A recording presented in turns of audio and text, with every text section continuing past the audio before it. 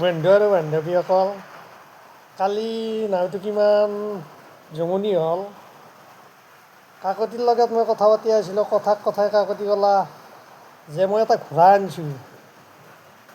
তাৰপিছত মই তাক কৈছোঁ, এনে কিয় কৱ? সি কৈছে নহয়, সঁচাই এটা ঘোঁৰা আনিছোঁ। মই কৈছোঁ, তই ঘোঁৰা আনিছে?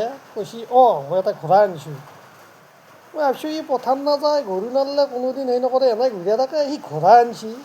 তাক কৈছোঁ, তই মিছা কথা ক'ব জেগা নাপালি। সি কৈছে, নহয় সঁচাকৈ মই এটা ঘোঁৰা আনিছোঁ। তাৰপিছত সি ক'ল, মই তাক সুধিলোঁ, ক'ত আছে? কৈছে ঘৰত আছে। মই কৈছোঁ, কি খুৱাইছে? সি কৈছে, নাই একো খোৱা নাই, একো নাখায়ো, একো নাহাগেও বোলে। তাৰপিছত মই ভাবিছোঁ, কি নাখায় আৰু নাহাগা ঘোঁৰা আনিছে বা। মই কৈছোঁ, বান্ধি থৈ আহিছে? কৈছে, নাই বান্ধাও নাই, সেনেকৈয়ে আছে। মই কৈছোঁ, হয় নেকি? নহ'লে নহ'লে চাই আহোঁ য'ল, তই যদি ঘোঁৰা আনিছ বৰ ডাঙৰ কাম কৰিছে নহয়। তাৰপিছত মই চাব গ'লোঁ। মই যে ঘোঁৰাটো দেখি একদম আচৰিত হ'লোঁ। হয়ো কাকতি এটা মস্ত ডাঙৰ ঘোঁৰা আনিছে। আৰু সেই ঘোঁৰাটো ময়ো চালোঁ, বোলো ৰ'বি, বন্ধু বান্ধৱীসকলকো দেখাওঁ এই ঘোঁৰাটো, কি ডাঙৰ ঘোঁৰা দেখোন।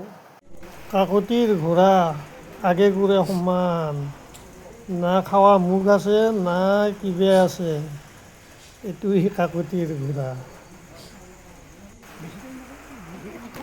कैसा लगा मेरा मजाक?